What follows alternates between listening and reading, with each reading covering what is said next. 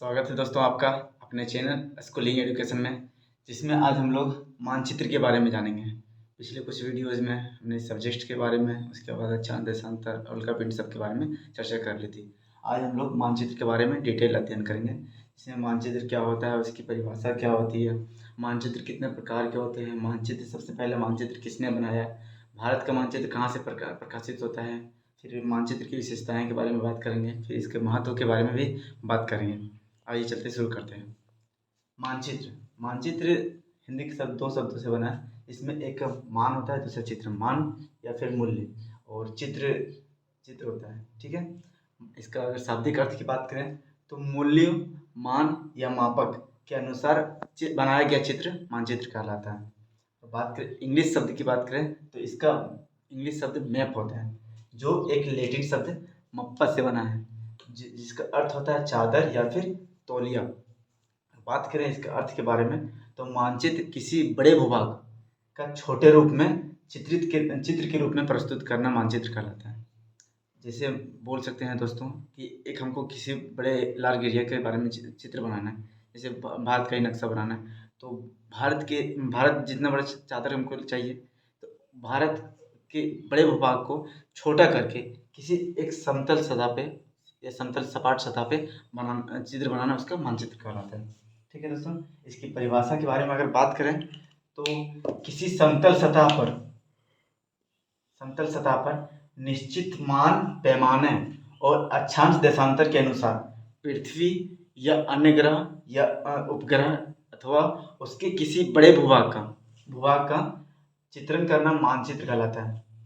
मानचित्र बनाने के लिए दोस्तों निश्चित मान पैमाना होना चाहिए, अक्षांश देशांतर को ज्ञात होना चाहिए, और समतल सतह पे इसका चित्र बनाया जाता है। ठीक है, अगर इसकी परिभाषा के बारे में प्रकार के बारे में बात करें तो इसके कई प्रकार होते हैं, पर मुख्य रूप से दो प्रकारों के बारे में जानेंगे। इसमें हम लोग साधारण मानचित्र को जानते हैं और विषयक मानचित्र। साधारण मानचित्र में प्राकृतिक व सांस्कृतिक स्थितियों का समावेश होता है, जैसे पर्वत, पठार, नदियाँ, ये प्राकृतिक तत्व हैं, जिसका हम लोग साधारण मानचित्र में दर्शाते हैं। सड़क के बारे में हो गया तो वो सांस्कृतिक परिदृश्य, नगर के बारे में दर्शाते हैं तो सांस्कृतिक परिदृश्य जो इसका जो साधारण मानचित्र में दर्शाया जाता है। ठीक है दोस्तों, और विषयक मानचित्र की बात करें तो थीमेटिकल मैप्स होता है एक, जिसमें विषयक मानचित्र आता है, निश्चित प्रकार के तत्वों का समावेश होता है इसमें। ठीक है, इसमें जनसंख्या के बारे में हम लोग दर्शाते हैं, फसल प्रतिरूप, फसल का डिस्ट्रीब्यूशन किस प्रकार का है, वर्षा का डिस्ट्रीब्यूशन किस प्रकार का है, तापमान का डिस्ट्रीब्यूशन किस प्रकार का है, वनस्पति का डिस्ट्रीब्यूशन किस प्रकार का है, ये सारी चीज़ें विषयक मानचित्र में हम लोग दर्शाते हैं। ठीक है दोस्तों, आगे बात करें तो विश्व का सबसे पहला मानचित्र एनेक्सिमेंडर्स ने बनाया था।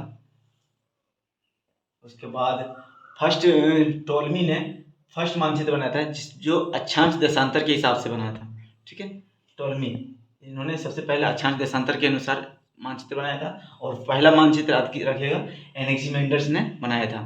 ठीक है दोस्तों, और बात करें भारत का सबसे पहला मानचित्र तो इरेस्टोस्थनीज ने बनाया था।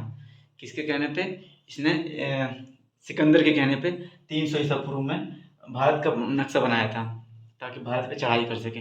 उसके बाद बात करें दोस्तों भारत में नक्शा कौन रिलीज करता है, तो भारतीय सर्वेक्षण विभाग यह भारत का नक्शा या फिर स्टेट्स का नक्शा रिलीज करता है। ठीक है, इसका स्थापना 1767 में हुआ था, जो इसका मुख्यालय है देहरादून में। ठीक है दोस्तों, और आगे बात करें दोस्तों तो जेडस मार्केटर को फादर ऑफ कार्टोग्राफी कहा जाता है। इन्होंने मार्केटर प्रक्षेप की खोज करी थी। इनके नाम पे एक और चीज़ है, इन्होंने एटलस बुक जो मानचित्र की किताब होती है इन्होंने बनाया था। ठीक है, सबसे पहले। उसके बाद आगे बात करें तो जेम्स रेनल, इसको फादर ऑफ इंडियन मैप कहा जाता है। ठीक है, क्योंकि इन्होंने भारत का लगभग सटीक मानचित्र बनाया था, इसलिए इनको फादर ऑफ इंडियन मैप कहा जाता है, जेम्स रेनल।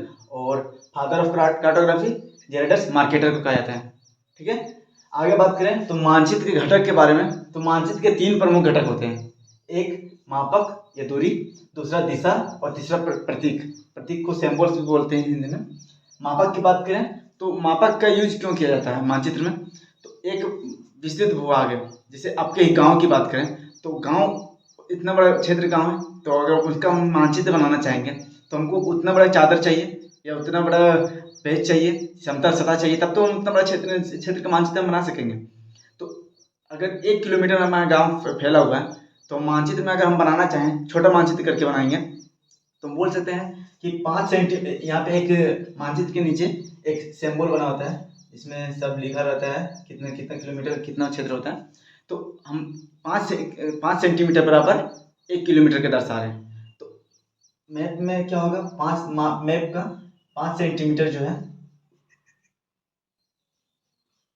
5 सेंटीमीटर मैप में क्या होगा, 1 किलोमीटर क्षेत्र को दर्शाएगा। या फिर अगर और विस्तृत क्षेत्र को हम भूभाग का मानचित्र बनाएंगे तो 1 सेंटीमीटर बराबर 10 किलोमीटर के ले सकते हैं। तो इस तरह इसलिए हम लोग मापक का यूज करते हैं, ठीक है।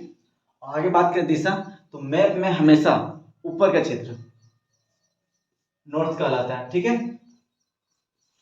नॉर्थ हमेशा ऊपर में नॉर्थ होता है और नीचे साउथ होता है, इधर ईस्ट और इधर वेस्ट होता है, ठीक है। और प्रतीक की बात करें तो मैप में आप लोग मानचित्र में पर्वत ऐसे ऐसे ऐसे ऐसे करके पर्वत का देखेंगे, नदी का देखेंगे, नदी का, सड़क का, नहर का, या पोस्ट ऑफिस पीओ लिखा रहता है, पोस्ट ऑफिस पीएस, ये सारे सिंबल्स होते हैं, ठीक है। ये मानचित्र के प्रतीक है। इनको विश्व अंतर्राष्ट्रीय स्तर पर मान्यता प्राप्त है। इनका उपयोग मानचित्र में हम लोग पढ़ने के, मानचित्र को स्टडी करने के लिए हम लोग इसका उपयोग करते हैं। मानचित्र में ये अगर कोई क्षेत्र पे ज़्यादा मात्रा में पर्वत का साइन बना हुआ है तो हम लोग कह सकते हैं कि ये क्षेत्र पर्वतीय क्षेत्र है। नदी का साइन बना हुआ है तो हम बोल सकते हैं कि यहाँ पे नदी बह रही है मानचित्र में। और सड़क है तो यहाँ पे सड़क का ट्रांसपोर्टेशन का दिखाया जाता है, ठीक है। आगे बात करें दोस्तों, तो विशेषताओं या महत्व के बारे में, महत्व और विशेषताओं के बारे में, तो मैप 2 डायमेंशनल होता है, इसमें हम लोग लंबाई और ऊंचाई को देखते हैं, ठीक है। यह फ्लैट सरफेस पर बनाया जाता है, सपाट सतह पे, ठीक। दूसरी बात करें तो यह आसानी से समझ में, हम लोग मानचित्र को आसानी से समझ सकते हैं, इजी टू अंडरस्टैंड होता है, आसानी से समझ में आ जाता है मानचित्र कि भारत का नक्शा है तो ऊपर के क्षेत्र में अगर पर्वत ज़्यादा बना है तो बोल सकते हैं पर्वतीय क्षेत्र है, नीचे पठारी भूमि है, फिर गंगा का मैदान है, सारा हम लोग देख सकते हैं। बोल सकते हैं अगर फसलों का प्रतिरूप बना हुआ है, फसल के बारे में दिखाया हो तो ये बोल सकते हैं कि क्षेत्र में ज़्यादा गेहूँ का उत्पादन हो रहा है, ज़्यादा चावल का उत्पादन हो रहा है। इस सब चीज़ों के बारे में हम लोग ज़्यादा से जल्दी से अंडरस्टैंड करते हैं, ठीक है। इजी टू कैरी, मैप छोटा होता है, इसको आसानी से हम लोग कहीं भी ले आ जा सकते हैं, ठीक है दोस्तों। अगर बात करें तो ये अंतर्राष्ट्रीय स्तर पर मान्यता प्राप्त होती है मैप की, except by all country, her country इसको एक्सेप्ट करता है मानचित्र को, ठीक है। और आगे बोल सकते हैं ये हेल्प करता है हमें बॉर्डर कंट्रोवर्सी जो है, सीमा विवाद को है उसको सॉल्व करने में मानचित्र मदद करता है, ठीक है। हमेशा भारत पाकिस्तान के बॉर्डर की सीमा पे जो कंट्रोवर्सी चलती है वो मैप के हिसाब से, मैप के द्वारा सॉल्व किया जा सकता है। मैं ये बोलते हैं आगे, help to make residential plan, निवासी नियोजन जो होता है, निवासी प्लान जो बनाने में ये हेल्प करता है। जैसे आप बात करें कोई बड़े शहर जो राजधानी के आसपास शहर बसाने में इसका उपयोग किया जाता है। जैसे आप लोग हमेशा नाम सुनते हैं सेक्टर 11, सेक्टर 12, जो भी सेक्टर के हिसाब से जो बड़े क्षेत्र हैं, ये सेक्टर्स क्या हैं, ये नियोजित क्षेत्र हैं, ठीक है। रेसिडेंटल प्लान के हिसाब से इनको बसाया गया है, ठीक है। आगे बात करें तो help to make government plan, जो परियोजनाएं होती है सरकार की उसको लाने में ये मैप हमें मदद करता है।